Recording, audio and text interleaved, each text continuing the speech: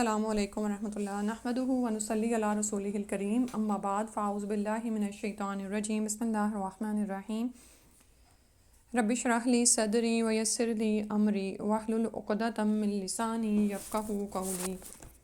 سورہ بنی اسرائیل، سورہ الاسراء بھی اس کو کہا جاتا ہے۔ آیت نمبر 41 سے انشاءاللہ آج پڑھتے ہیں۔ وَلَقَدْ اور البتہ تحقیق صرفنا پھیر پھیر کر لائے ہیں ہم فی میں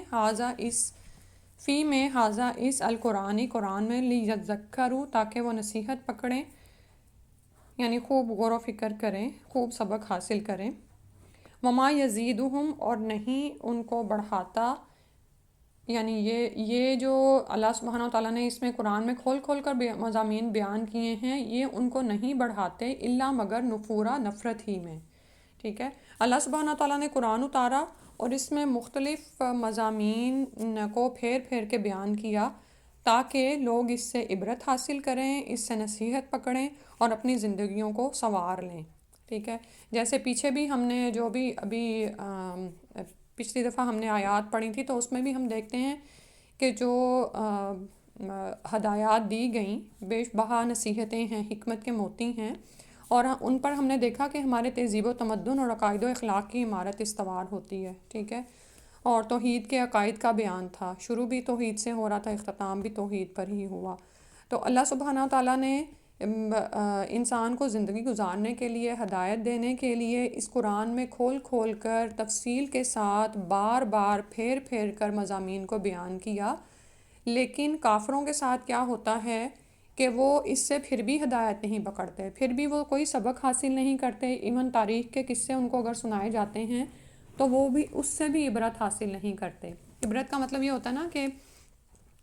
انسان ویسا عمل نہ کرے، اپنی زندگی کو سنوار لے اور آخرت کے برے انجام سے بچا لے۔ ٹھیک ہے، اب ایسا کیوں ہوتا ہے کہ اللہ تعالیٰ تو فرما رہے ہیں وَلَقَدْ صَرَّفْنَا فِي هَذَا الْقُرْآنِ لِيَذَّكَّرُوا، اور ان کا کیا حال ہو جاتا ہے وَمَا يَزِيدُهُمْ إِلَّا نُفُورًا۔ ایسا اس لیے ہوتا ہے کہ جب طبیعت میں بگاڑ پیدا ہو جاتا ہے نا، تو صحت بخش اور عمدہ غذائیں بھی راس نہیں آتی۔ ٹھیک ہے، جیسے قرآن انسان کے لیے یا وحی الہی انسان کے دل پر پانی کی طرح کام کرتی ہے۔ جیسے بارش جو ہے وہ زمین کے لیے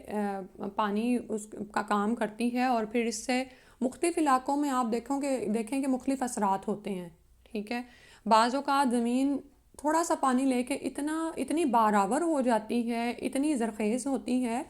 کہ وہ بے شمار پھل پھول دیتی ہے، جس سے نہ صرف وہ خود اچھی لگتی ہے بلکہ اس سے انسان اور جانور بھی فوائد و ثمرات حاصل کرتے ہیں۔ لیکن اس کے برعکس کچھ بنجر زمینیں ایسی ہوتی ہیں کہ ان پر پانی پڑتا بھی رہے تو وہ کچھ نہیں اگاتی۔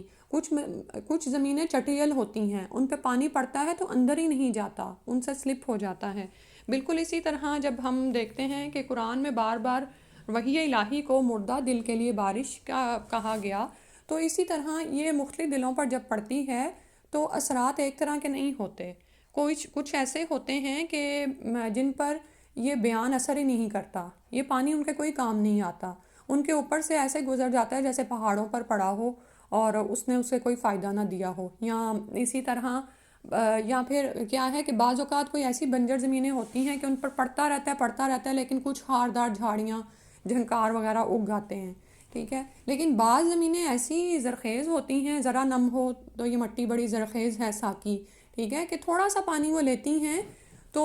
وہ اس طرح سے اپنے لیے بھی فائدہ مند بن جاتی ہیں اور آگے پہنچانے والے بن جاتے ہیں ایسے لوگ۔ ٹھیک ہے، یعنی وحی الہی کا علم میں بھی وہ زیادہ یاد نہیں رکھ سکتے، لیکن ان کے عمل میں اس طرح سے کھب جاتا ہے اور وہ اتنے زیادہ متحرک ہو جاتے ہیں کہ آگے پہنچانے والے بن جاتے ہیں۔ ٹھیک ہے، تو بالکل اسی طرح اب یہاں پر اس آیت کو ہم کس طرح سے سمجھیں گے کہ اللہ سبحانہ تعالیٰ نے تو قرآن میں مضامین کو کھول کھول کر بیان کر دیا، اب یہ ہمارے دلوں کی کیفیت ہے کہ ہم کس طرح سے اس وحی الہی کو قبول کرتے ہیں اور کتنے بارآور ہوتے ہیں۔ ٹھیک ہے، جیسے ابھی میں بتا رہی تھی نا کہ جب طبیعت میں بگاڑ پیدا ہو جاتا ہے نا، یعنی جسمانی صحت کے حوالے سے، تو صحت بخش غذائیں بھی انسان کے کام نہیں آتی۔ جب انسان کا معدہ ہی خراب ہو تو آپ یہ دیکھیں کہ اس کو پروٹینز والی بڑی بڑی موٹی موٹی غذائیں کیا کام آئیں گی، الٹا وہ اس کے لیے اس کو دکھ کر رہی ہوتی ہیں، اس لیے کہ اس کا پیٹ صاف نہیں ہے۔ اس کو وہ جب تک اس کا پیٹ صاف نہیں ہوگا وہ پیٹ اس اچھی غذا کا کیا کرے، وہ پیٹ اس اچھی غذا سے انرجی لے کے پورے جسم کو کیسے پہنچائے، ٹھیک ہے۔ تو یہی معاملہ دل کا ہے۔ تو جب ایسی صورتحال ہوتی ہے کہ ہمارا پیٹ خراب ہوتا ہے تو ہم کیا کرتے ہیں، ہم اچھی اچھی غذائیں نہیں لیتے، پہلے اپنے پیٹ کا علاج کرتے ہیں،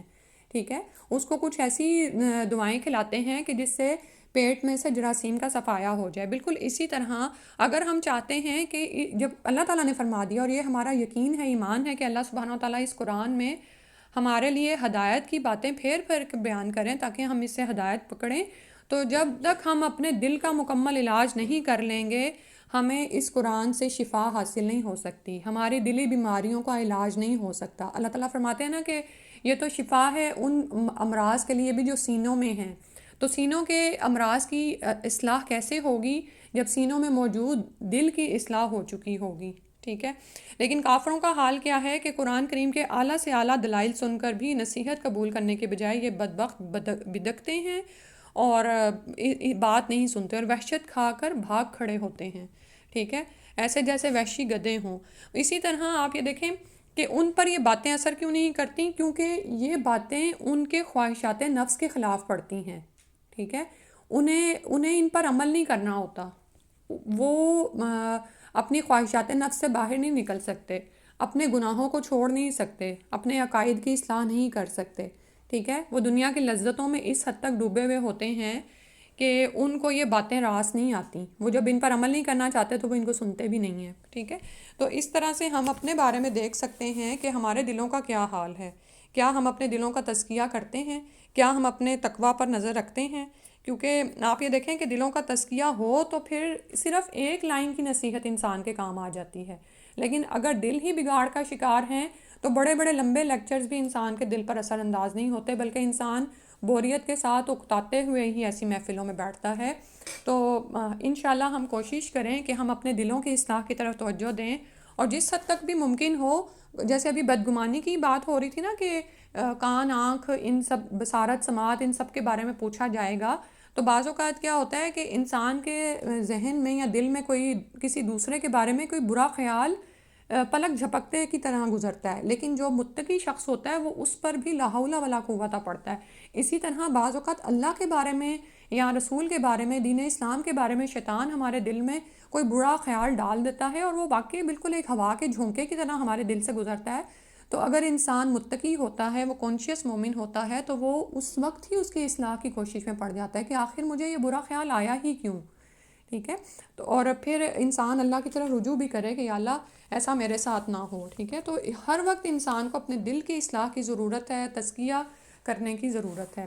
پھر اس کے بعد اگلی آیت ہے قُل لَوْ کَانَ مَعَهُ، کہہ دیجئے کہ اگر ہوتے اس کے ساتھ آلِہَةٌ الہ، معبود، کما جیسا کہ یقولون وہ کہتے ہیں، اذن تبھی لبتغوا، ضرور وہ تلاش کرتے، الی ذی العرش، طرف عرش والے کے، سبیلا، کوئی راستہ۔ اب یہاں پر اللہ سبحانہ و تعالیٰ کی توحید کی ایک اور دلیل دی جا رہی ہے کہ خطاب دراصل خاص قسم کے مشرکوں سے ہی ہے، ٹھیک ہے۔ اور پچھلی آیت سے آپ اسی طرح ریلیٹ کر لیں کہ اللہ سبحانہ و تعالیٰ نے پھیر پھیر کر توحید کا بیان ہمارے سامنے تفصیل سے بیان کیا، یعنی قرآن کا ایک تہائی حصہ توحید پر ہی مبنی ہے، ایک حصہ رسالت پر ہے اور ایک آخرت کے بیان پر ہے، ٹھیک ہے۔ تو ان کو سمجھانے کے لیے بتایا جا رہا ہے کہ کہہ دیجئے کہ اگر اللہ سبحانہ و تعالیٰ کے ساتھ کوئی دوسرے الہ ہوتے، یعنی اگر غور و فکر کرو اس بات میں، جیسا کہ وہ کہتے ہیں کہ اللہ کے ساتھ مختلف بے شمار دیوی دیوتا ہیں جو اللہ تعالیٰ کے نعوذ باللہ اختیارات میں شریک ہیں، فلاں بارش کا دیوتا ہے، فلاں پھلوں کا دیوتا ہے، فلاں مال و دولت کی دیوی ہے، فلاں محبت کی ہے، فلاں موت کا دیوتا، اور فلاں زندگی کے مختلف عقیدے ہیں نا، اور آج بھی یہ عقائد پائے جاتے ہیں۔ تو اللہ تعالیٰ نے فرمایا کما یقولون، جیسا کہ وہ کہتے ہیں، اگر ایسا ہی ہوتا کہ اللہ کے ساتھ بہت سارے شریک ہوتے نعوذ باللہ، اذن لبتغوا الی ذی العرش سبیلا، تو کیا ایسا نہ ہوتا کہ پھر وہ اللہ کی طرف کوئی راستہ تلاش کرتے۔ کہنے کا مطلب یہ ہے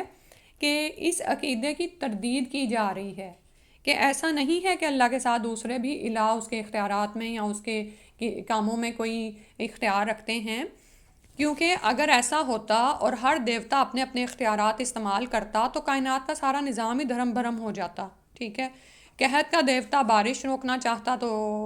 روک دیتا، بارش کا دیوتا بارش برسانا چاہتا تو وہ برساتا، یعنی ایک میس اپ ہو جاتا سب کچھ، ٹھیک ہے. اور آپس کی ضد بازی سے کائنات کا نظام ہی دھرم برم ہو جاتا، اور اس میں ہم آہنگی برقرار ہی نہیں رہ سکتی تھی، ٹھیک ہے. یعنی کائنات کا نظام ہی جس عدل اور توازن پر قائم ہے، وہ بول بول کر اس بات کی گواہی دے رہا ہے کہ الہ ایک ہی ہے. جو زمین میں بھی وہی الہ ہے، آسمانوں پر بھی وہی الہ ہے. کیونکہ آپ یہ دیکھیں کہ زمین کی بے شمار چیزیں ہیں جو آسمانوں کی طرف اٹھتی ہیں، اور آسمانوں سے بے شمار چیزیں ہیں جو زمین کی طرف آتی ہیں، ٹھیک ہے. اور اگر کوئی کہے کہ نہیں اب زمین کا نظام توازن اور عدل پر قائم نہیں ہے، تو یہ تو دراصل اللہ تعالیٰ کے دیے ہوئے انسانوں کو جو اختیار کی آزادی دی گئی ہے، اور انسانوں نے جو اس زمین کے ساتھ کیا اس کی وجہ سے ہمیں نظر آ رہا ہے. لیکن دوسری طرف ہم دیکھیں کہ اگر ایسا ہوتا کہ آسمان میں ہی بہت سارے الہ ہوتے، تو آسمانوں پر جو بے شمار ٹوٹے ستارے اللہ سبحانہ و تعالیٰ نے انسان کی حفاظت کے لیے روکے ہوئے، ایسا کیسے ممکن تھا کہ وہ زمین پر نہ آ پڑتے، ٹھیک ہے. کیونکہ آپ یہ دیکھیں اس میں دراصل جو دوسرا پہلو اجاگر کیا جا رہا ہے وہ یہ ہے کہ ہر صاحب اقتدار کی ہمیشہ کوشش ہوتی ہے کہ وہ دوسرے سے جنگ کر کے اپنے اختیار میں وسعت پیدا کر لے. کہنے کا مطلب یہ ہے کہ یہ چیز آپ کو دنیا میں نظر آتی ہے نا، کہ اگر کسی کے پاس ایک ملک کی بادشاہت آ جاتی ہے تو وہ چاہتا ہے کہ ارد گرد کے دوسری ریاستوں کو بھی اپنے ہی ساتھ ملا لے. آج کل جیسے آپ لوگ وہ ریومر سن رہے ہیں نا کہ آپ کے ملک کو ریاست بنا لیا جائے گا. اللہ ہی جانے لوگ ڈرانے میں کتنے وہ ہیں. تو اب تو خیر ان کو اپنی مصیبت پڑ گئی، کیا آپ کے ملک کو اپنی ریاست بنائیں گے. تو بالکل اسی طرح اگر ایسا ہوتا کہ اللہ کے ساتھ دوسرے بھی الہ ہوتے تو بے شمار حکومتیں ہوتی، ٹھیک ہے. اور ہر کوئی چاہتا کہ وہ دوسرے کے اختیار کو اپنے ساتھ ملا کر، یعنی دوسرے کے ملک کو اپنے اختیار میں لا کر مزید وسعت پیدا کر لے، ٹھیک ہے. پورا اختیار اور اقتدار حاصل کرنا چاہتا نا انسان تو شراکت پسند ہی نہیں کرتا، وہ چاہتا ہے کہ سارے کا سارا میرے پاس ہی آ جائے، ٹھیک ہے. اور آج کل بھی ہم یہی دیکھتے ہیں. اور ایون یہ کہ اگر کوئی سیاسی پارٹی برسر اقتدار آ بھی جاتی ہے تو اپوزیشن اس کے ساتھ کیا کرتی ہے، ہر وقت ایک کھینچا تانی چلتی رہتی ہے، اور جو حکومت میں ہوتا ہے اس کو بھی ٹھیک طرح سے کام نہیں کرنے دیا جاتا، ٹھیک ہے. تو اللہ تعالیٰ نے یہاں پر یہ بیان فرمایا کہ اگر فی الواقع اللہ کے علاوہ کوئی اور بھی دیوی دیوتا ہوتے اور وہ اختیار رکھتے تو یقیناً بڑے اختیار والے اللہ کو اقتدار اور اختیار سے محروم کرنے کی کوشش کرتے، ٹھیک ہے. اور ایسا کبھی بھی نہیں ہوا. تو جان لو کہ جن معبودوں کو تم نے اللہ کے ساتھ الہ بنایا ہوا ہے نعوذ باللہ، تو وہ اللہ کے ساتھ کسی بھی چیز میں شریک نہیں ہیں، ان کا وجود یعنی الہ کے درجے میں ہے ہی نہیں. پھر فرمایا سبحانہ پاک ہے وہ اس سے، یعنی یہ جو باتیں بیان کرتے ہیں اور جس طرح کی باتیں یہ سوچتے ہیں، اللہ سبحانہ تعالیٰ تو اس سے بہت بلند و برتر پاک ہے، و تعالی اور بلند ہے، اما یقولون اس سے جو وہ باتیں کرتے ہیں، علواً کبیرہ بہت زیادہ بلندی، یعنی ان باتوں سے بہت ہی بلند و برتر ہے جو یہ باتیں کرتے ہیں. تو یہ ان مشرکین کی خرافات ہیں، ان لوگوں تک ہی محدود ہیں اور ان کے خطۂ زمین پر ہی ہوتی ہیں. اللہ تعالیٰ کی ذات تو ان لوگوں کے ایسے بیہودہ خیالات سے بہت بلند و بالا ہے. اور یہاں پر ابھی جس آیت کا پیچھے آپ نے ترجمہ کیا نا کہ اس چیز کے پیچھے نہ پڑ جائے جس کا تجھے علم نہیں ہے، ٹھیک ہے. تو اصل میں تو بات یہ ہے کہ جن عقائد کی اصلاح اللہ سبحانہ و تعالیٰ نے قرآن کے ذریعے فرمائی ہے، انسان ان کا علم حاصل کرے، ٹھیک ہے. کہ کوئی بھی کام جب آپ کرنے لگتے ہیں تو آپ کیا کرتے ہیں، آپ چاہتے ہیں نا کہ اس کے بارے میں علم حاصل کریں. جب آپ گھر سے نکلنے لگتے ہیں اور کسی ایسی جگہ پر آپ نے پہنچنا ہوتا ہے جس کا راستہ آپ کو علم نہیں ہے، تو آپ کیا کریں گے، اس کا راستہ جاننے کی کوشش کریں گے، ٹھیک ہے. لیکن انسان کو اتنا غافل ہے اپنی آخرت کے بارے میں، یا تو وہ اس کی کیئر ہی نہیں کرتا، یا پھر وہ چاہتا ہی نہیں ہے کہ اس کے لیے زیادہ سے زیادہ سمیٹ کے رکھ لے، ٹھیک ہے. دنیا کے لیے تو انسان سمیٹتا ہے لیکن اپنی آخرت کے لیے نہیں سمیٹ کے رکھتا، نیتیں اپنی خالص نہیں کرتا کہ یہ بھی کام میں کر لوں اب میری آخرت میں توشہ ہو جائے گا. اگر ایسا ہو جائے کہ ہم ہر وقت کانشیس رہیں اپنی آخرت کے لیے، تو آپ یہ دیکھیں کہ ہمارا عمل کتنا سدھر جائے، ٹھیک ہے. لیکن حال ہمارا کیا ہے کہ دنیا کے معاملے میں تو کوئی شخص کوئی کاروبار بھی کرنے لگتا ہے نا تو اس کا مکمل طور پر علم حاصل کرتا ہے، ٹھیک ہے. کہ میں اگر اس کام میں مال لگاؤں گا تو کیا مجھے حاصل ہوگا. اور آپ دیکھتے ہیں کہ جو لوگ دیکھا دیکھی دوسروں کی کوئی بھی کام شروع کر بیٹھتے ہیں، نہ ان کے پاس اس کی ایکسپرٹیز ہوتی ہیں، نہ مال ہوتا ہے، تو وہ بری طرح سے شکست ہی کھاتے ہیں. اور پھر وہ کہتے ہیں کہ شاید اللہ نے ہمارا ہاتھ نہیں پکڑا، حالانکہ انہوں نے علم ہی نہیں حاصل کیا ہوتا، ٹھیک ہے، بس اندھا دھند کوئی بھی چیز انہوں نے شروع کر دی ہوتی ہے۔ انسان یہ رویہ اپنی آخرت کے بارے میں رکھے ہوئے ہے، ٹھیک ہے، وہ اس بات پر ایمان تو لے آتا ہے کہ مجھے آخرت میں دوبارہ زندہ ہونا ہے، جنت دوزخ ہیں، میرا حساب کتاب ہوگا، لیکن شیطان نے اس کو اس بری طرح سے دھوکے میں ڈالا ہوا ہے کہ وہ ادھر ادھر کی سن کے اس پر عمل شروع کر دیتا ہے، ٹھیک، کہ یعنی اب یہ دیکھیں جو اللہ کو مانتے ہیں اور اس کے ساتھ الہ بنا رہے ہیں، وہ دراصل کیا کہتے تھے جب ان کو روکا جاتا تھا کہ یہ ہمیں اللہ سے قریب کر دیں، ان کے پاس بھی کچھ اختیارات ہیں تو یہ ہمیں بھئی اللہ سے قریب ہونا ہے تو ان راستوں کو تلاش کرو جو اللہ ہی نے بتائے ہیں، اور اس کے لیے پھر کیا کرنا پڑے گا؟ قرآن و سنت سے علم حاصل کرنا پڑے گا نا۔ تو اللہ تعالیٰ بتا رہے ہیں آیت نمبر 42 میں کہ یہ جو باتیں کر رہے ہیں ایسا بالکل نہیں ہے، اور آیت 43 میں بتایا کہ اللہ تو بہت پاک ہے، بہت بلند و برتر ہے اس سے جو وہ کہتے ہیں۔ تو یہ کہاں سے پتہ چلے گا؟ جب انسان اللہ کی معرفت حاصل کرے گا، اللہ تعالیٰ کے بارے میں علم حاصل کرے گا۔ اور پھر فرمایا اگلی آیت میں تو سبحو، تسبیح بیان کرتی ہے، یعنی وہ ذات جس کا تمہیں تعارف دیا جا رہا ہے وہ تو وہ ہے جو تسبیح کر رہے ہیں، لہ السماوات، اس کے لیے آسمان، السبع، ساتوں کے ساتوں آسمان اس کے لیے تسبیح کر رہے ہیں، والارض، اور زمین، ومن فیہن، اور جو کچھ ان دونوں کے درمیان ہے، جو ان کے درمیان ہے، وَإِن مِّن شَيْءٍ، اور نہیں کوئی چیز، الا مگر یسبح، وہ تسبیح کر رہی ہے، بحمدہ، ساتھ اس کے حمد کے، ولیکن لا، لیکن نہیں، تفقہون، تم سمجھتے، تسبیحہم، ان کی تسبیح کو، انہ کانا، بے شک ہے وہ، حلیمن، حلم والا، غفورن، بخشنے والا۔ تو اللہ سبحانہ تعالیٰ کی ذات تو وہ ہے جس کے لیے ساتوں آسمان اور زمین کی چیزیں، جو کچھ بھی ان کے اندر ہیں، ساتوں آسمان اور زمین خود بھی اور جو کچھ ان کے اندر ہے، سب کے سب اللہ سبحانہ تعالیٰ کی تسبیح بیان کر رہے ہیں۔ سبحہ کے لغوی معنی جو ہم نے پہلے پڑھے تھے کہ کسی چیز کا ہوا یا پانی میں تیرنا اور تیزی سے گزر جانا ہے،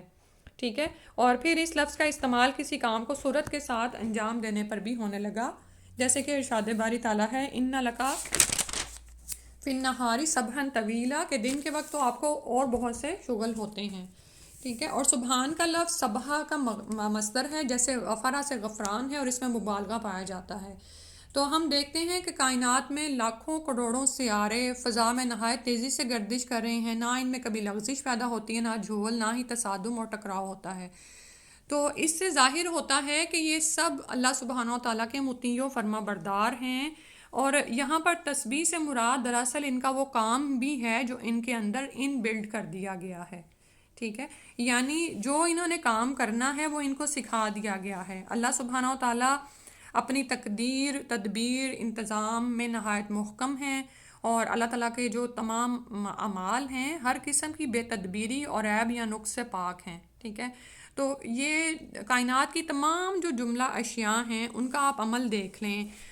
وہ کیا ہے کہ اللہ سبحانہ تعالیٰ نے ان کے لیے جو قوانین مرتب کر دیے ہیں اس کے مطابق وہ سرگرم عمل ہیں، ٹھیک ہے،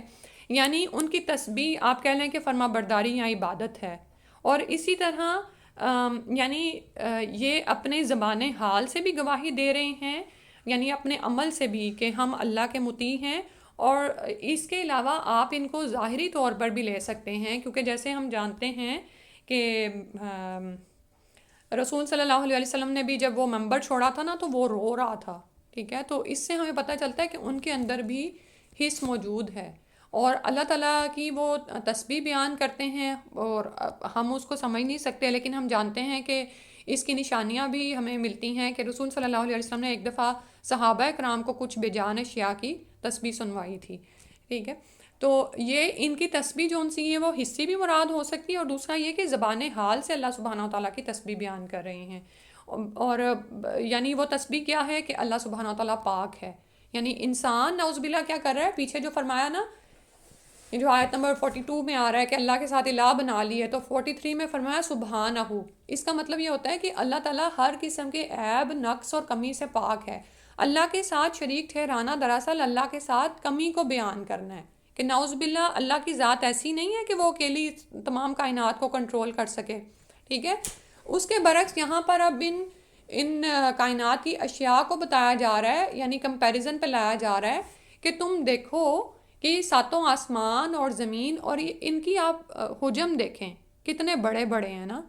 سبحان اللہ، اور یہ سب کے سب اللہ سبحانہ و تعالیٰ کے مطیع ہیں، کوئی بھی چیز ایسی نہیں ہے، وَإِن مِّن شَيْءٍ إِلَّا يُسَبِّحُ بِحَمْدِهِ، جو تسبیح بیان کری اس کی تعریف کے ساتھ، یعنی اللہ تعالیٰ کو عیب اور نقص سے پاک بھی قرار دیتی ہے اور تمام اسی کی تعریف ہے، یعنی اللہ کے نظام میں کوئی جھول نہیں ہے، کوئی کمی نہیں ہے۔ لیکن انسان کا کیا حال ہے کہ وہ ان کی تسبیح کو سمجھ نہیں سکتا، یعنی ہم یہ نہیں کہہ سکتے کہ نہیں جی وہ تو کوئی تسبیح نہیں بیان کرے، وہ تو بے جان ہے، نہیں، تم ان کی تسبیح کو سمجھ نہیں سکتے۔ ایک انسان اور جن کو اختیار کی آزادی دی گئی ہے کہ وہ اپنی مرضی سے اللہ کی تسبیح بیان کریں تو کریں، نہ کریں تو نہ کریں، ٹھیک ہے۔ تو اس کے بعد فرمایا انہ کان حلیما غفورا، بے شک اللہ سبحانہ تعالیٰ بہت حلم والا، بردبار ہے، بخشنے والا ہے، یعنی انسان کا جو بھی حال ہے وہ ان کو دیکھتا ہے کائنات کی چیزوں کو، لیکن اس کے باوجود بھی اللہ کی طرف متوجہ نہیں ہوتا، اور اللہ تعالیٰ کی طرف سے اس کی پکڑ کیوں نہیں آتی؟ کیونکہ اللہ تعالیٰ بہت حلیم ہیں، بہت تحمل والے ہیں، بردبار ہیں، اور اگر کوئی توبہ کرتا ہے، اللہ کی طرف رجوع کرتا ہے تو اس کو بخشنے والے بھی ہیں۔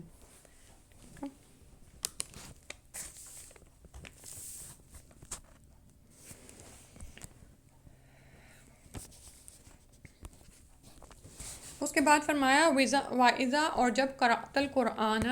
جب تم پڑھتے ہو قرآن کو، جعلنا، ہم ڈال دیتے ہیں، بینک، تیرے درمیان، وبین الذین، اور ان لوگوں کے درمیان، لا یؤمنون، جو ایمان نہیں لاتے، بالآخرۃ، آخرت پر، حجاباً، ایک پردہ، مستوراً، چھپا ہوا۔ اور یہاں پر اللہ سبحانہ تعالیٰ نے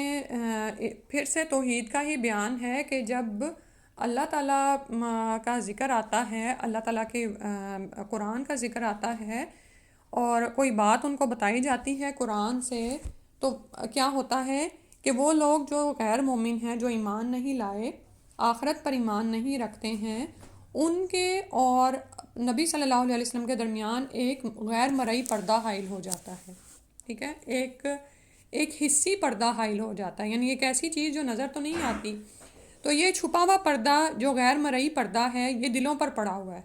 ٹھیک ہے، اور ایسا پردہ ہے کہ کوئی بیرونی چیز اس پر اثر انداز نہیں ہوتی۔ اور یہ سب باتیں قریش مکہ نے خود ہی اپنے متعلق بڑے فخر سے کہی تھیں۔ تو اللہ تعالیٰ فرما رہے ہیں کہ وَإِذَا قَرَأْتَ الْقُرْآنَ، جب آپ قرآن کو تلاوت کرتے ہیں تو ہم کر دیتے ہیں آپ کے درمیان اور ان لوگوں کے درمیان جو آخرت پر ایمان نہیں لائے ایک چھپا ہوا پردہ، ٹھیک ہے۔ تو قریش مکہ نے کیا باتیں اپنے بارے میں فخر سے کہی تھیں، یہی باتیں سورہ حامیم سجدہ کی 5ویں آیت میں بھی مذکور ہیں۔ وہ خود بھی یہی کچھ چاہتے تھے، لہٰذا اللہ نے انہیں ویسا ہی بنا دیا، وہ اللہ کی باتوں کو سننا ہی نہیں چاہتے تھے، ٹھیک ہے۔ تو پھر جب انسان سننا نہیں چاہتا تو وہ سنتے ہوئے بھی سنی انسنی کر رہا ہوتا ہے، ٹھیک، تو یعنی اس کے اوپر ایک پردہ ہی پڑا ہوتا ہے کہ وہ علم کی بات کو حاصل نہیں کرتا اور اس کے مطابق پھر عمل نہیں کرتا۔ اور اسی طرح قریشی سرداروں نے آپس میں پابندی بھی لگا رکھی تھی کہ جب قرآن پڑھا جا رہا ہو تو اسے کوئی بھی نہ سنے، لیکن وہ خود بھی اپنی عائد کردہ پابندی کو نبھا نہیں سکے تھے۔ لیکن پھر بھی کیا ہوا حال ان کا کہ وہ ایمان نہیں لائے بلکہ مخالفت میں بڑھتے ہی چلے گئے، ٹھیک ہے۔ تو یہاں پر ہم نے دراصل دیکھنا ہے کہ یہ دلوں پر پردہ کب پڑتا ہے۔ آپ یہ دیکھیں کہ بعض اوقات، یا اس کو عام مثال سے سمجھیں، ایک ہی کلاس میں 15-20 اسٹوڈنٹس ہوتے ہیں، تو ان میں سے کوئی تو آگے نکل جاتا ہے اور کوئی پیچھے رہ جاتا ہے، حالانکہ سب ایک ہی ٹیچر سے ایک ہی ماحول میں ایک ہی طرح کے ذرائع حاصل کرتے ہوئے پڑھ رہے ہوتے ہیں۔ فرق کہاں پہ پڑتا ہے؟ ان کی دل کی اپروچ پر۔ بعض بچے ہوتے ہیں ان کو اسکول ہی جانا نہیں پسند ہے، بعض بچے ہوتے ہیں انہیں ٹیچر پسند نہیں آتا، اس کی باتیں نہیں اچھی لگتی، وہ اس کی پرسنالٹی کو دیکھتے رہتے ہیں، اس کے خلاف گرج رکھتے ہیں، پریجڈس رکھتے ہیں، اور وہ بات کچھ کر رہا ہوتا ہے وہ کچھ اور ہی سوچ رہے ہوتے ہیں، ٹھیک ہے۔ تو اسی طرح بعض اوقات کچھ بچوں کا کیا حال ہوتا ہے کہ وہ ابھی مینٹلی اتنے میچور ہی نہیں ہوئے ہوتے کہ کلاس میں جو چیزیں ہیں ان کی توجہ اسی طرف ہی رہتی ہے۔ آپ نے کوئی بچہ ایسا دیکھا ہوگا، آپ پڑھا رہے ہیں اور وہ مسلسل اپنی پینسلز کو، اپنے پینسل باکس کو چھیڑ رہا ہے، ہم اس کو متوجہ کرنے کی کوشش کرتے ہیں لیکن تھوڑی دیر بعد پھر وہ انہی میں ہی کھو جاتا ہے، ٹھیک ہے۔ تو اور یہ آپ نے بھی مشاہدہ کیا ہوگا، بعض اوقات کچھ سلو لرنر ہوتے ہیں، ان کے ساتھ معاملہ کچھ اور کرنا پڑتا ہے، تو مختلف طرح کے لوگ ہوتے ہیں۔ تو اب یہاں پر دیکھنے کی بات کہ اگر ہم اس بات سے سبق حاصل کرتے ہوئے جب ہم دیکھیں کہ جب قرآن پڑھا جا رہا ہوتا ہے نا، اس وقت دیکھا کریں کہ آپ کے دل کی کیا کیفیت ہوتی ہے۔ اگر تو انسان کا آخرت پر پکا ایمان ہے نا کہ یہ جو زندگی مجھے دی گئی ہے یہ دراصل عمل کے لیے زندگی دی گئی ہے اور اصل میں میرا جو گھر ہے وہ آخرت کا گھر ہے، تو انسان کا نا جو سارا نظریہ زندگی اور سارا جو اس کے عمل کا طریقہ ہے اور چیزوں کو دیکھنے کا انداز ہی بدل جاتا ہے، ٹھیک ہے۔ ایک وہ شخص ہے جو آخرت اورینٹڈ نہیں ہے، اور ایک وہ ہے جس کی ساری توجہ آخرت پر ہی لگی ہے۔ اگر اس نے اٹھ کے پانی پینا ہے تو بھی اس نے آخرت کے لیے ثواب سمیٹتے ہوئے پینا ہے، تو وہ کیا کرے گا؟ وہ پھر جاننے کی کوشش کرے گا کہ یہ پانی کیوں پی رہا ہوں، میری نیت اللہ کی راہ میں خالص ہو، ٹھیک ہے، اور میں پانی کس طرح سے پی رہا ہوں، اور یہ پانی مجھے کیا فائدہ دے گا، ٹھیک ہے، کہ یہ میں پانی کیوں پی رہا ہوں، تاکہ میں اس سے توانائی حاصل کروں، اللہ کا شکر ادا کروں، اور اس کو اس طریقے سے پیوں جیسے نبی صلی اللہ علیہ وسلم نے پی کے دکھایا، اور پھر میں اس سے توانائی حاصل کر کے اللہ کی عبادت کروں، ٹھیک ہے۔ تو یہی رویہ ایسے شخص کا ہوگا کہ جب اس کے اوپر قرآن پڑھا جاتا ہے، جب اس کو نصیحت کی کوئی بات بتائی جاتی ہے تو وہ اس کی طرف لپکتا ہے، اس کا دل اس نصیحت کو قبول کرتا ہے۔ لیکن اس کے برعکس جب ہمیں کسی چیز کا یقین نہیں ہوتا، اور ہم اس کو بس کہیں پر، جیسے ہم بعض اوقات ایسے ہوتا ہے کسی ایسی جگہ پہ پہنچا دیے جاتے ہیں جہاں پر ہمارا یعنی مائنڈ نہیں میچ ہو رہا ہوتا، ہمارا ایپٹیچیوڈ نہیں ہوتا اس طرف نا، تو ہم کیسے ان باتوں کو سنتے ہیں؟ صرف فار دا ٹائم بینگ سن کے وہاں سے اٹھ جاتے ہیں۔ تو یہ معاملہ دنیا میں تو انسان دو مضامین کے درمیان کر سکتا ہے، کہ اگر کسی کو ریاضی نہیں پسند ہے تو اس کو انگریزی پسند ہے، لیکن آخرت کے معاملے میں تو ایسا اگر کسی کا حال ہے کہ اس کا قرآن کی محفل میں دل نہیں لگتا، جب اس کو قرآن پڑھ کر سنایا جاتا ہے، قرآن کی کوئی آیت بتائی جاتی ہے تو اس کے اوپر ایک حسی پردہ آ جاتا ہے، وہ عاجز ہو کر بس بیٹھا ہوتا ہے کہ کب یہاں سے اٹھے اور اپنے دوسرے کاموں میں لگے، ٹھیک ہے۔ تو اور دوسری بات یہاں پر جو ایک بڑی المیہ کی بات ہے وہ یہ ہے کہ ہمارے اوپر قرآن اثر کیوں نہیں کرتا، کیونکہ ہمیں اس کی سمجھ ہی نہیں آتی، اور بڑے ہی افسوس کی بات ہے۔ آپ یہ دیکھیں کہ حال ہمارا یہ ہو گیا ہے، یعنی قرآن کو بغیر ترجمے کے سمجھنا یا اس کو خالی پڑھتے جانا، تلاوت اس کی کرتے جانا، اتنا ہماری زندگیوں میں عام ہو گیا کہ عقل مند سے عقل مند بندے کو بھی پکڑ کے سمجھانا پڑتا ہے کہ بھائی جن بچوں کو تم تجوید پڑھاتے ہو ان کو کم از کم سورہ الفاتحہ ہی بتا دو کہ یہ کیا کہہ رہی ہے آپ کو، ٹھیک ہے، تاکہ ان کی نمازیں ہی اچھی ہو جائیں، تاکہ انہیں پتہ تو چلے کہ وہ نماز میں کیا کہہ رہے ہیں۔ ہم ہر وقت بچے کے پیچھے پڑے رہتے ہیں، آنکھیں ادھر ادھر نہ کرو، دھیان دو نماز میں، صحیح توجہ سے پڑھو۔ بھئی وہ توجہ سے کیسے پڑھے؟ وہ تو ایک رٹا رٹایا جملہ پڑھ رہا ہے، وہ پڑھ کے تو فارغ ہو جاتا ہے۔ اسی طرح وہ صورتیں جو قرآن میں ہم پڑھتے ہیں، یا کم از کم وہ باتیں جو ہم قرآن میں اللہ سبحانہ وتعالیٰ کے سامنے کہتے ہیں، باتیں ہی میں کہہ رہی ہوں، ہم تو صرف رٹے رٹائے جملے پڑھ رہے ہوتے ہیں، جو تصویر بھی ہم اللہ کے سامنے کرتے ہیں اس کو ہم شعوری طور پر سمجھنے کی کوشش کریں، تاکہ ہمارے دلوں اور اللہ کی بات کے درمیان سے پردے ہٹیں، ٹھیک ہے، اور پھر بات وہی ہے کہ آخرت کے عقیدے کو ہم مضبوط کریں کہ ہم یہاں پر صرف لمیٹڈ ٹائم کے لیے ہیں، یہاں سے ہم نے اپنے آخرت کے ہمیشہ کے گھر میں جانا ہے اور وہاں کے لیے تیاری کرنی ہے۔ وَجَعَلْنَا عَلَىٰ قُلُوبِهِمْ، اور ہم کر دیتے ہیں ان کے دلوں پر اکنہ، ایک پردہ، ان کے یفقہوہ، کہ وہ اس کو سمجھیں، وفی آذانہم، اور ان کے کانوں میں وقرن، بوجھ ہے۔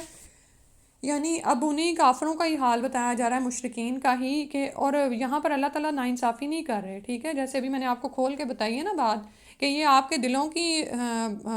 کیفیت ہوتی ہے، اس کے مطابق ہی انسان کو توفیق دی جاتی ہے اور اسی راستے پر چل پڑتا ہے، ٹھیک ہے۔ تو انہوں نے آپس میں خود ہی مشرکین مکہ نے صلاح مشورہ کیا کہ ہم اس قرآن کو نہیں سنیں گے، ایک دوسرے پر انہوں نے پابندی لگا رکھی تھی، سمجھتے تھے کہ اس قرآن میں ہمارے لیے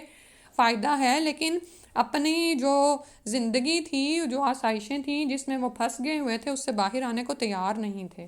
ٹھیک ہے۔ تو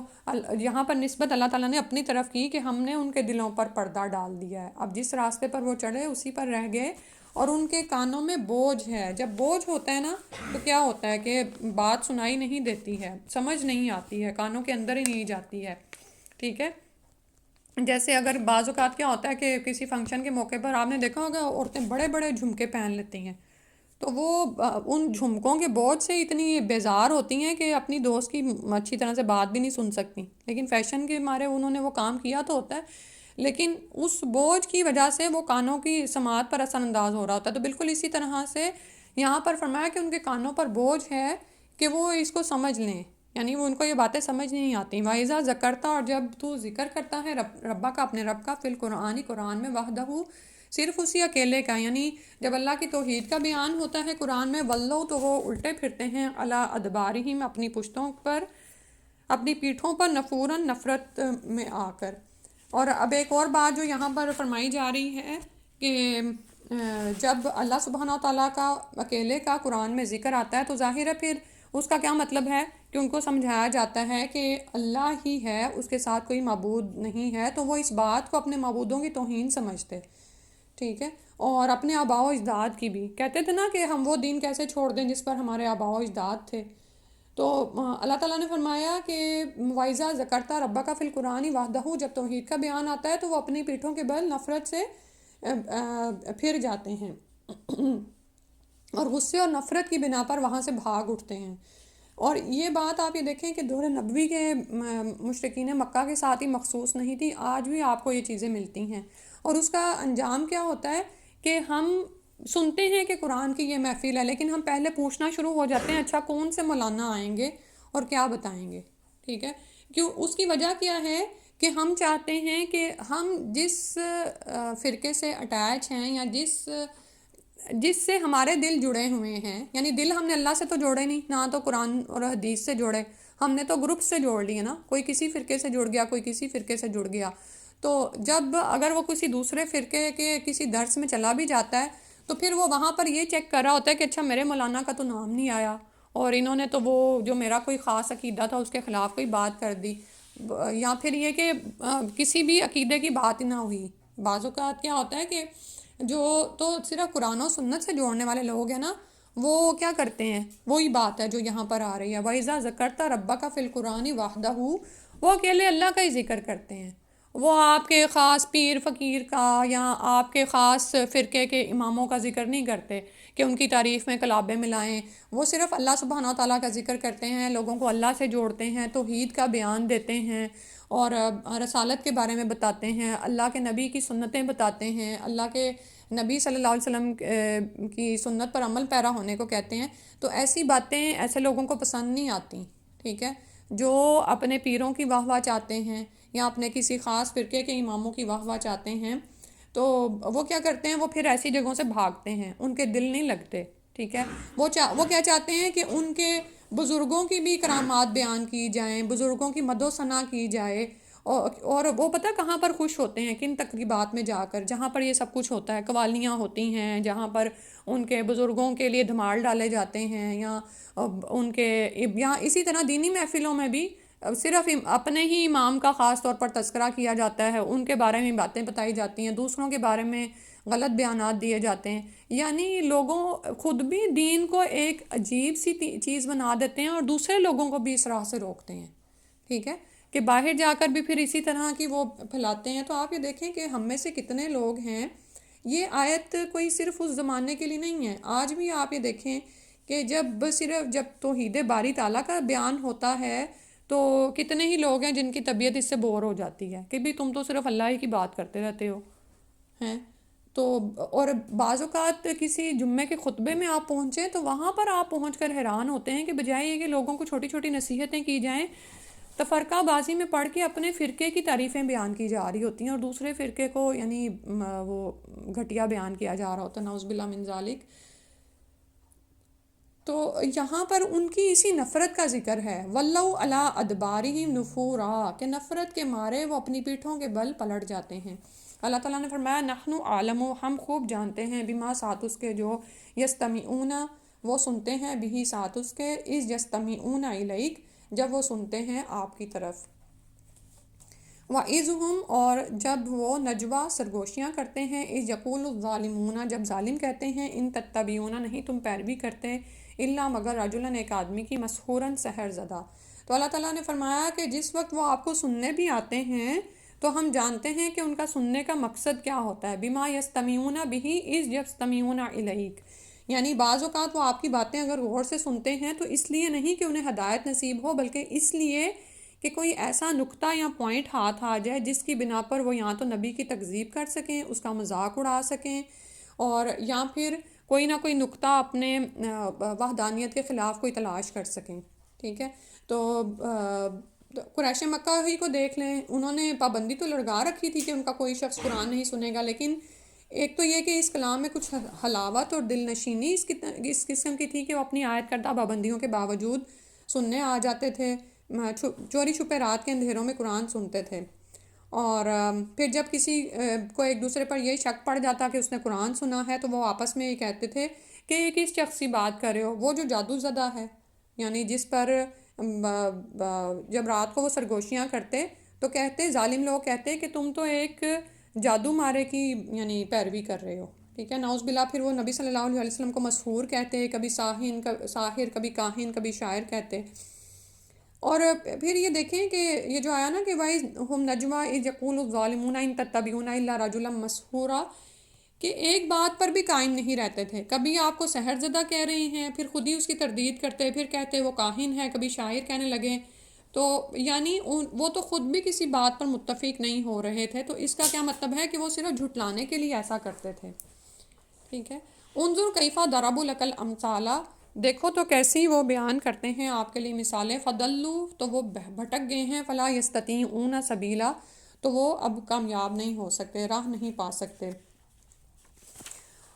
اور یہ مثالیں جو میں نے ابھی بتائی ہیں نا کہ یہی کہتے تھے کہ نبی صلی اللہ علیہ وسلم کے لیے مثال بیان کرتے ہیں کہ وہ ایک شاعر ہیں، وہ ایک جادوگر ہیں یا کاہن ہیں،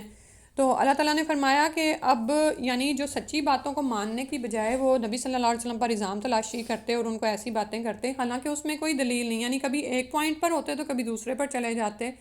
اب اس کے بعد کوئی راستہ پا سکتا ہے؟ فلا یستطیعون سبیلا، یعنی خود ہی آپس میں انہوں نے جب حق بات کو قبول نہیں کیا اور شکوک و شبہات میں پڑھ کے آگے سے آگے نکلتے چلے گئے۔ یہی ہوتا ہے نا کہ جب انسان ایک بات کو جھٹلانا چاہتا ہے تو مزید آگے سے آگے جھوٹ میں پڑتا چلا جاتا ہے، اور نہ صرف خود رکھتا ہے بلکہ دوسروں کو بھی راستے سے روک دیتا ہے۔ اللہ تعالیٰ نے فرمایا اور وہ کیا کہتے ہیں، وقالو اور وہ کہتے ہیں، اذا کیا جب کننا ہو جائیں گے ہم عظامن ہڈیاں، و رفاتن اور چورا چورا، انا کیا بھلا بے شک ہم لمبعوثونا ضرور اٹھائے جائیں گے، خلقاً جدیدہ ایک دوسری پیدائش میں۔ اب ان کو مزید کیا تھا، توحید کے علاوہ کس عقیدے کو نہیں مانتے تھے، اور نبی صلی اللہ علیہ وسلم کو یہ جو اوپر مثالیں بیان کرتے تھے نا وہ بھی اسی لیے، جادوگر کیوں کہتے تھے کہ یہ جادوگر ایسی باتیں کرتا ہے کہ جب ہم مٹی اور ہڈیاں ہو جائیں گے تو کیا دوبارہ ہم ایک نئی پیدائش میں اٹھائے جائیں گے، اور ان کو یہ بات سمجھ نہیں آتی تھی، ٹھیک ہے۔ اور پھر اس پر یاد ہے وہ پھر مثالیں بھی دیتے تھے کہ جب ہمارے آباء و اجداد نہیں مر کر آئے تو ہم کب آئیں گے، ٹھیک ہے، ایسا تو کبھی نہیں ہوا۔ تو نبی صلی اللہ علیہ وسلم کو پھر وہ جادوگر کہتے، کاہن کہتے، یا پھر ان کی باتوں کو شاعری بیان کرتے۔ اللہ تعالیٰ نے فرمایا کل کہہ دیجئے کونو ہو جاؤ حجارتن پتھر او حدیدہ، یا لوہا بن جاؤ، یعنی تم تو کہہ رہے نا کہ مٹی کو دوبارہ اللہ تعالیٰ نہیں اٹھا سکتے، تم چاہے پتھر بن جاؤ یا لوہا بن جاؤ، او خلقن یا مخلوق، مما اس سے جو یکبرو زیادہ بڑی ہے، فی صدورکم تمہارے سینوں میں، یعنی جس کے بارے میں تم یہ سوچتے ہو کہ وہ مٹی سے بھی کوئی اعلیٰ درجے کی مخلوق ہے یا سخت چیز ہے، وہ بن جاؤ۔ فَسَيَقُولُونَ تو عنقریب وہ کہیں گے، مَن یعیدنا تو کون لٹائے گا ہمیں، کل کہہ دیجئے اللہ جی وہ ذات فطرکم جس نے پیدا کیا تم کو اول مرہ پہلی دفعہ، فَسَيُنْغِضُونَ تو وہ عنقریب اپنے ہلائیں گے، الیکا آپ کی طرف، رؤوسہم اپنے سروں کو، ویقولون اور وہ کہیں گے متی ہو کب وہ آئے گا، یعنی یہ کب واقعہ ہوگی، کل کہہ دیجئے عسیٰ قریب ہے کہ این یکونا کہ ہو قریباً قریب ہی۔ تو اللہ تعالیٰ نے فرمایا کہ تمہیں یہ خیال ہے کہ تمہاری ہڈیاں گل سڑ کر جب مٹی ہو جائیں گی تو مٹی سے تم دوبارہ کیسے پیدا کیے جاؤ گے، تو مٹی تو پھر بھی ایک ایسی چیز ہے جو مسامدار ہے، اور پانی اور ہوا اس کے اندر داخل ہو سکتے ہیں جو زندگی کے لیے ضروری عناصر ہیں، اس سے ہر قسم کی نباتات اگتی ہے، اور اسی طرح تم بھی اگ جاؤ گے، لیکن اگر اس سے بڑھ کر بھی تم کوئی چیز بن جاؤ، یعنی پتھر بن جاؤ جس کے اندر پانی یا ہوا نہیں داخل ہو سکتا، اور پتھر زیادہ مضبوط چیز کی طرح جڑے ہوئے ہوتے ہیں، یا لوہا بن جاؤ، یا اس سے بھی کوئی سخت چیز جو تمہارے ذہن میں آ سکتی ہے وہ بن جاؤ، تب بھی اللہ سبحانہ و تعالیٰ کی یہ قدرت اور عظمت ہے کہ تمہیں اس سخت چیز سے دوبارہ زندہ کر کے اٹھا کھڑا کرے، سبحان اللہ۔ اور آپ یہ دیکھیں کہ ہم اپنی ہی زندگی میں کتنے ہی دفعہ سال میں اس بات کا تجربہ کرتے ہیں کہ زمین میں کتنی ہی چیزیں گئی ہوتی ہیں، اور اس کے بعد پھر وہ دوبارہ سے بیج کس طرح سے بارآور ہوتے ہیں، پھل دیتے ہیں، اور یہ سلسلہ ہم مسلسل ہوتے دیکھتے ہیں۔ اسی طرح کسی ایک بچے کو ہی آپ دیکھ لیں کہ اللہ سبحانہ و تعالیٰ ہی کی ذات ہے، جو کہ نہ نظر آنے والے سیلز کو پرورش کر کے اتنا بڑھا دیتی ہے کہ وہ پورا بچہ بنتا ہے، پھر اس کے بعد وہ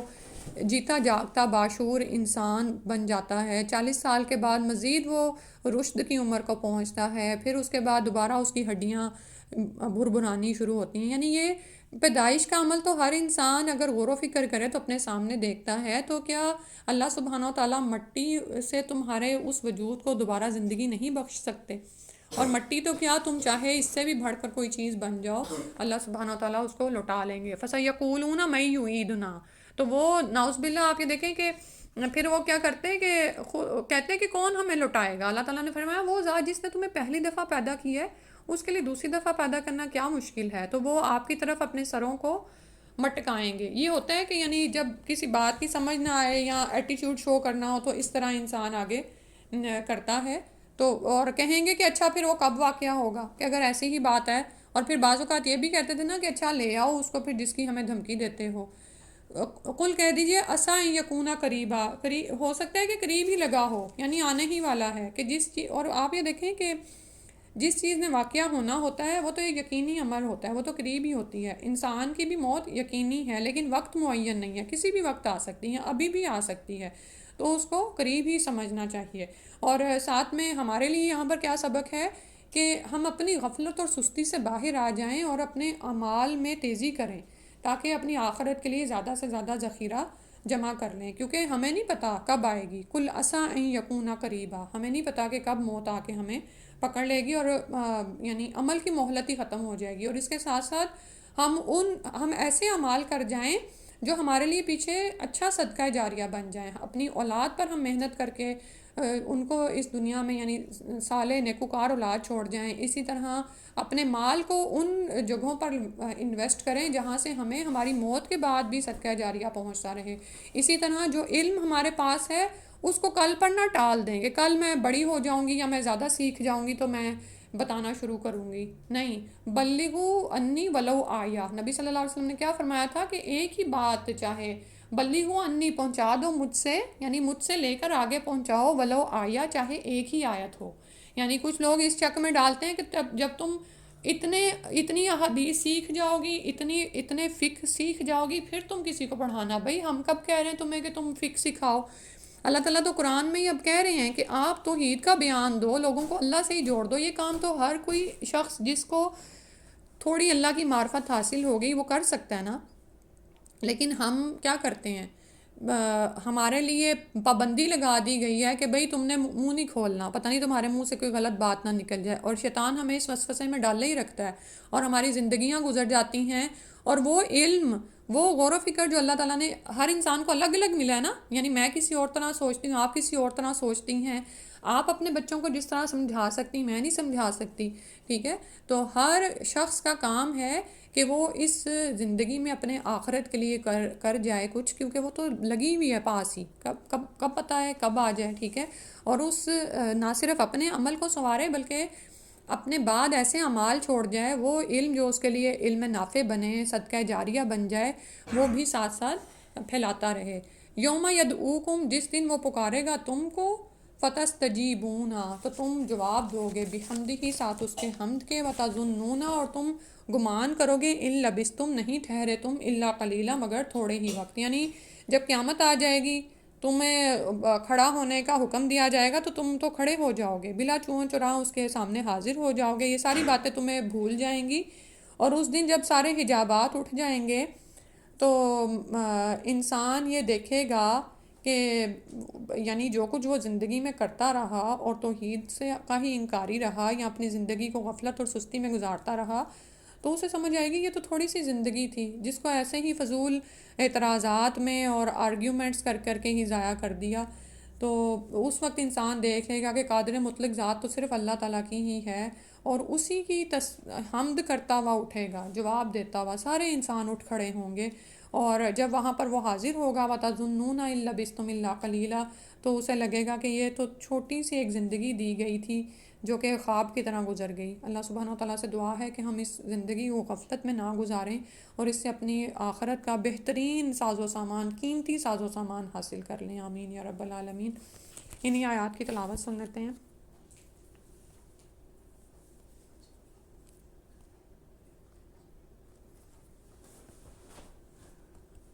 آیت 41 سے انشاءاللہ.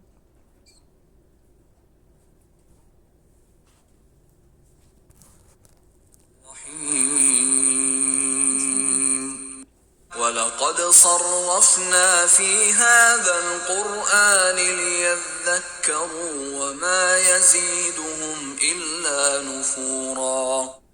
قُل لَّوْ كَانَ مَعَهُ آلِهَةٌ كَمَا يَقُولُونَ إِذًا لَّابْتَغَوْا إِلَىٰ ذِي الْعَرْشِ سَبِيلًا. سبحانه وتعالى عما يقولون علوا كبيرا. تسبح له السماوات السبع والأرض ومن فيهن وإن من شيء إلا يسبح بحمده ولكن لا تفقهون تسبيحهم إنه كان حليما غفورا. وإذا قرأت القرآن جعلنا بينك وبين الذين لا يؤمنون بالآخرة حجابا مستورا.